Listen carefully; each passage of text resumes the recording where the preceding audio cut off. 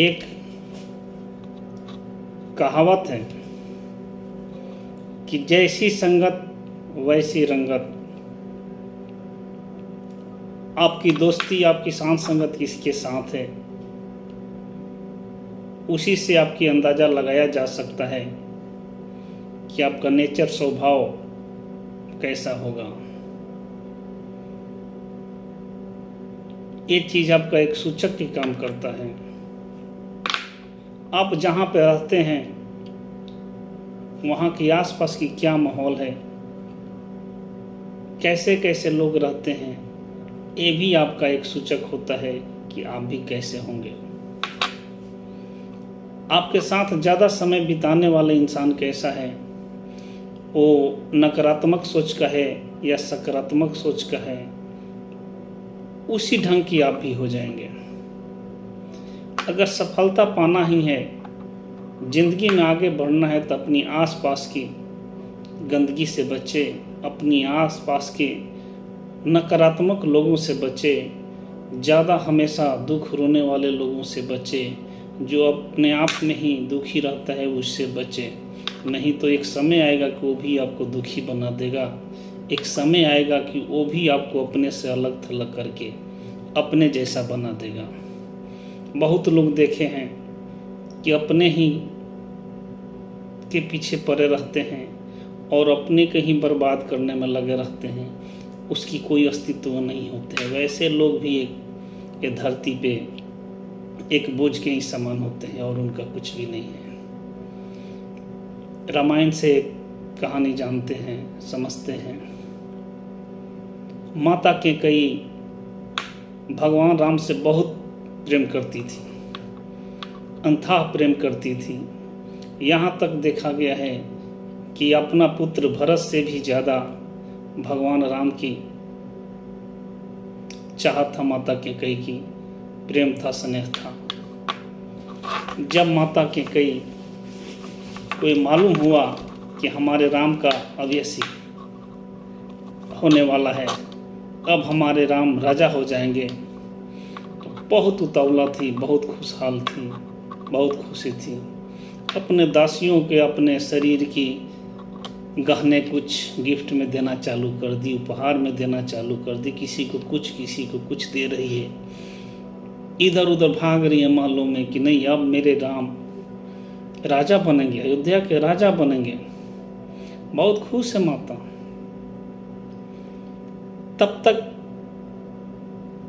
कुछ ही क्षण बाद जैसे माता कैकेयी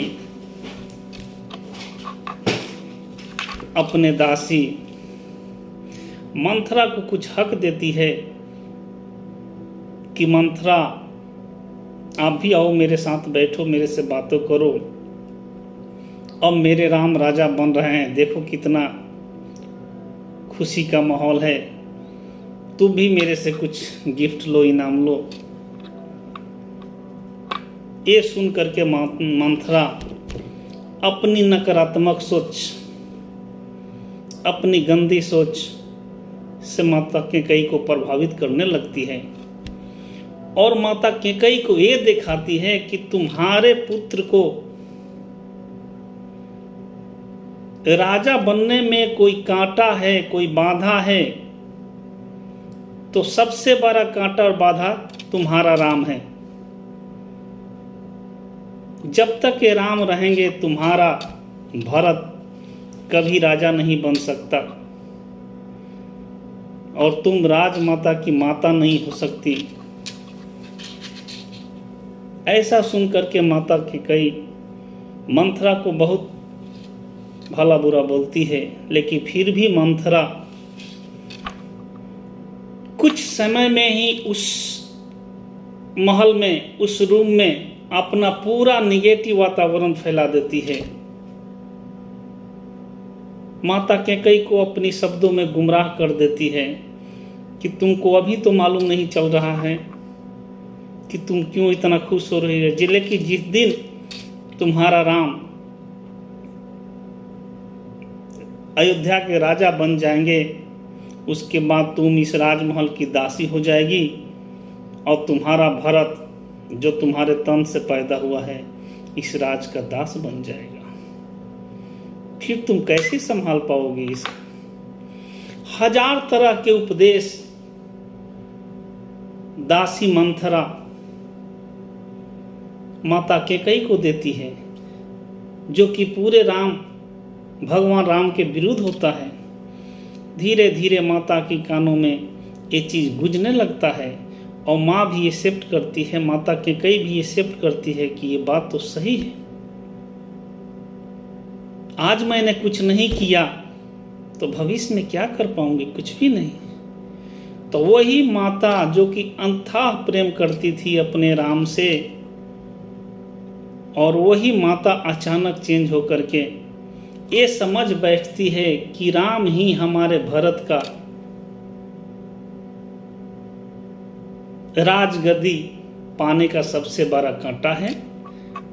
और उसी समय माता कैकेयी ठान कर बैठ जाती है और राम को 14 बरस की वनवास दे बैठती है, मांग बैठती है। तो यही चीज कहा जाता है कि आपका भविष्य, आपकी जिंदगी, आपकी खुशहाली आपकी सांस संगत पे भी निर्भर करता है कि आपकी खुशहाली चाहिए या गम चाहिए, उदासी चाहिए या बर्बादी चाहिए या आबादी चाहिए। कम से कम अपना रिश्तेदार, दोस्त, करीबी परख करके किया करें कि उसकी नेचर क्या है, स्वभाव क्या है। अच्छा है तो अच्छा बना देगा, बुरा है तो आपको भी बुरा बना देगा। नहीं तो माता कैकेयी राम को कभी वन नहीं भेजती, और माता कैकेयी पूरे उम्र ये भी सोचते रह गई कि राम को वन भेजने में मेरा ही हाथ है। अपने आप को कोसते रह गई, लेकिन माता कैकेयी ये नहीं समझ पाई कि उनका कुछ भी हाथ नहीं है।